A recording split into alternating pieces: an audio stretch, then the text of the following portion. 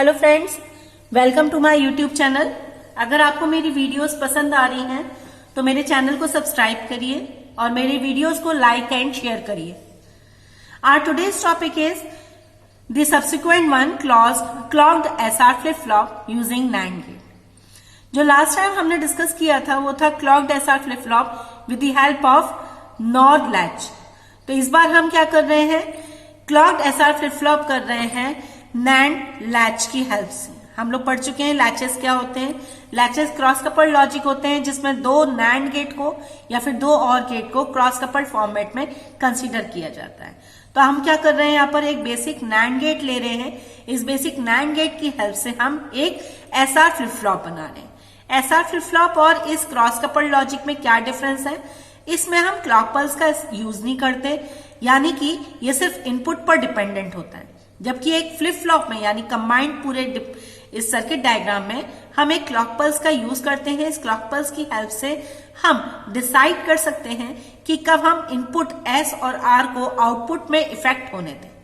तो यहां पर आप देख रहे हैं हमने total whole sole NAND gates को ही कनेक्ट किया है, जबकि हमने जब नॉर फ्लिप फ्लॉप यानी कि नॉर लैच की हेल्प से एसआर फ्लिप फ्लॉप बनाया था तो हमने नॉर गेट्स लगाए थे और यहां पर एंड गेट लगाए थे। तो अब इस क्रॉस कपल्ड लॉजिक में अगर आप देखें तो क्या क्या चीज होती है, यहां पर दो इनपुट एस और आर। ये जो टू इनपुट्स हैं, ये टू इनपुट्स कब इफेक्टिव रहते हैं, जब हमारी क्लॉक पल्स हाई रहती है। जब क्लॉक पल्स हाई नहीं रहेगी तब क्या होगा, हमारे जो भी गेट्स G1 और G2 हैं वो इनपुट पर क्या आ रहा है उससे कोई भी इफेक्ट नहीं होंगे। मतलब the output of G1 and G2 दोनों ही output will be 1 irrespective of the value of S and R, and there will be no change in the outputs of these gates यानी G3 और G4। लेकिन अगर ये clock pulse 1 होती है तो पहले तो आपको पता है एक NAND गेट कब इफेक्टिव होता है, जब 0 अगर एक भी इनपुट पर होगा तो आउटपुट हमेशा 1 होगा, कोई असर नहीं पड़ेगा। लेकिन अगर ये क्लॉक पल्स 1 हो जाएगी तो क्लॉक पल्स 1 होने पर जो गेट G1 और G2 है, इन गेट्स का फंक्शन अकॉर्डिंग टू S और R चलेगा, क्योंकि ये 1 हो गए। अगर S 0 है तो G1 का आउटपुट 1 हो जाएगा, अदरवाइज ये 0 रहेगा। और अगर R 0 है तो अकॉर्डिंग टू G2 का आउटपुट चेंज हो जाएगा। तो अब यहां देखते हैं कि ये जो ट्रुथ टेबल है ये कैसे फॉर्म हुई। जैसे हमारी NAND गेट से नॉर गेट का यूज करके जो हमने फ्लिप फ्लॉप बनाया था एसआर फ्लिप फ्लॉप, जैसे वैसे करा था, सेम तरीके से देखें दोबारा से। क्या लेंगे इसमें इनपुट एस और आर। एस और R two inputs will be, one more input will be which one, जो भी आपका ये QN जा रहा है, ये दैट एक्चुअली QN+1 होता है, लेकिन जब यहां पर फीडबैक होता है तब ये QN बन जाता है, और ये वाला फीडबैक होता है तो यहां ये QN बार बन जाता है। लेकिन हमें यहां इतना बॉदर नहीं होना पड़ेगा, हमें बस QN की स्टेजेस को कंसीडर करना पड़ेगा। तो फिर से रिपीट कर रही हूं वही बात, S और R अगर टू इनपुट्स हैं तो टू इनपुट्स के corresponding 4 combinations will be there. तो वो जो 4 कॉम्बिनेशंस होंगे आपके 0 0 0 1 1 0 और 1 1 होंगे। अब इन 0 0 कॉम्बिनेशन के लिए प्रीवियस स्टेट 0 और 1 दोनों हो सकती हैं, इसलिए हम यहां पर क्या लेंगे, 0 और 1 की कॉम्बिनेशन के साथ लेंगे। तो टोटल 4 कॉम्बिनेशन जो आपके होते हैं, 4 कॉम्बिनेशन, वो 4 कॉम्बिनेशन कन्वर्ट हो जाएंगे टोटल 8 कॉम्बिनेशन में QN की वैल्यू 0 और 1 होने की वजह से। अब हम सबसे पहला लेते हैं S की वैल्यू 0 और R की वैल्यू 0 होने पर, यानी हमने S 0 लिया है और R भी 0 लिया। अब इस केस में क्या होगा, आउटपुट जो होगा G1 और G2 का वो क्या हो जाएगा, 1 हो जाएगा, क्योंकि एक भी इनपुट 0 होने पर NAND गेट का आउटपुट 1 होता है। तो यहां पर क्या हो गया, आउटपुट 1 दोनों केस में। जैसे ही आउटपुट 1 हो जाएगा तो हमारा, आपको पता है NAND गेट की जो हमारी ट्रुथ टेबल होती थी, NAND गेट की से यूज करके लैच बनाते थे, तो जैसे ही वो 1 1 हो जाएगा सो ही वो नो चेंज की कंडीशन आ जाएगी। No change in the sense कि जो हमारे NAND लैच होती है उसका काम ही होता है कि जब दोनों इनपुट पर 1 1 होता है तब आउटपुट में नो चेंज आता है। मतलब हमें फिर से करने की जरूरत नहीं है कैलकुलेशन, हमें बस नॉर लैच और नैंड लैच आना चाहिए, बस पता चल जाएगा उसके ट्रुथ टेबल से कि हमें क्या आउटपुट में जनरेट करना है।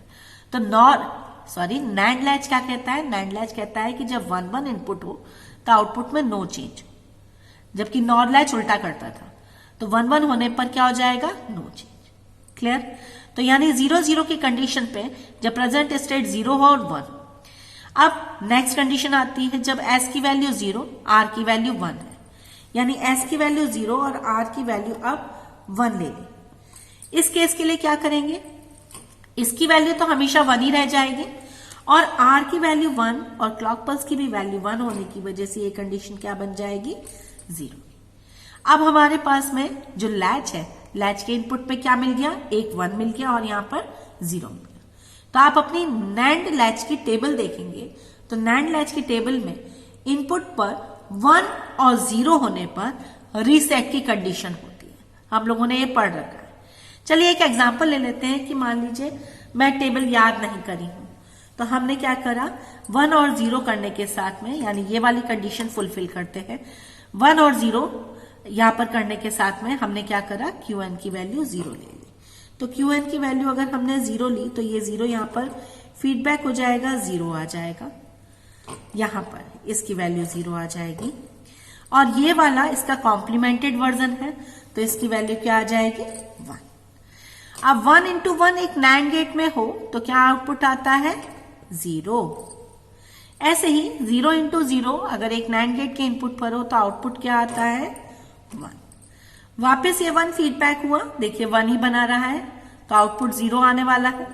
फिर ये 0 फीडबैक हुआ तो स्टिल प्रीवियस वाला भी 0 था तो वो बन के आएगा क्या? 1। तो आप देख रहे हैं कंडीशन सेम है, रीसेट की कंडीशन क्रिएट हुई। अब आते हैं सेट की कंडीशन पे। सेट में s की वैल्यू हमने क्या दे दी? 1 और r की वैल्यू हमने क्या दे दी? 0। तो अगर s की वैल्यू 1 दी है, r की वैल्यू 0 दी है तो 1 क्लॉक पल्स 1 1 into 1 1 इनका 0, तो ये क्या बन गया? 0। ऐसे ही ये वैल्यू हमने 0 दी हुई है इस टाइम पर, तो 0 into 1 0 होता है, 0 का बाहर क्या हो जाएगा? 1। तो अब ये कंडीशन आप देखिए कौन सी बन रही है नैंड लैच से? s की वैल्यू हमारी यहां पर 0 बन गई और r की वैल्यू 1 बन गई। तो ऐसे केस में क्या हो जाएगा? सेट की कंडीशन होती है नैंड लैच के अकॉर्डिंग, क्योंकि हम नैंड लैच के इनपुट पर बैठे हैं, इनपुट पर जो देंगे वो आउटपुट में मिल जाएगा। तो नैंड लैच का आउटपुट क्या हो जाएगा? सेट की कंडीशन। नेक्स्ट आता है 1 1 की कंडीशन, यानी s की वैल्यू 1 आ गई, r की वैल्यू भी 1 आ गई। अब ऐसे केस में क्या होगा? ये भी 0 कर देगा और ये भी 0 कर देगा, ये भी 0 और ये भी 0। और आपको पता है एक नैंड लैच में जब इनपुट पर 0 0 हो तो आउटपुट इनवैलिड मिलता है। तो सेम कंडीशन हम यहां पर इनकॉर्पोरेट करेंगे कि जब इनपुट 0 0 है यहां पर तो ये जिस भी कंडीशन पर हम बैठे हैं उसको इनवैलिड कंडीशन या इनडिटर्मिनेट की कंडीशन के नाम से स्पेसिफाई करेंगे। तो इस तरीके से हमारी होल सोल वर्किंग रहती है। अब यहां पर इस वर्किंग को कन्फाइंड वे में, क्योंकि आगे फ्लिप फ्लॉप के लिए आप इतनी इलैबोरेटेड वे में कैरेक्टरिस्टिक्स टेबल को डिफाइन नहीं करेंगे, इसे कैरेक्टरिस्टिक्स टेबल के नाम से जाना जाता है क्योंकि यहां पर Qn की वैल्यू 0 और 1 में इनकॉर्पोरेट करी गई। लेकिन अगर हम उसे ट्रुथ टेबल बताना चाहते हैं तो ट्रुथ टेबल, ये कैरेक्टरिस्टिक्स टेबल है जिसे ट्रुथ टेबल बोल देते हैं बट बेसिकली कैरेक्टरिस्टिक्स टेबल है, ये ट्रुथ टेबल है।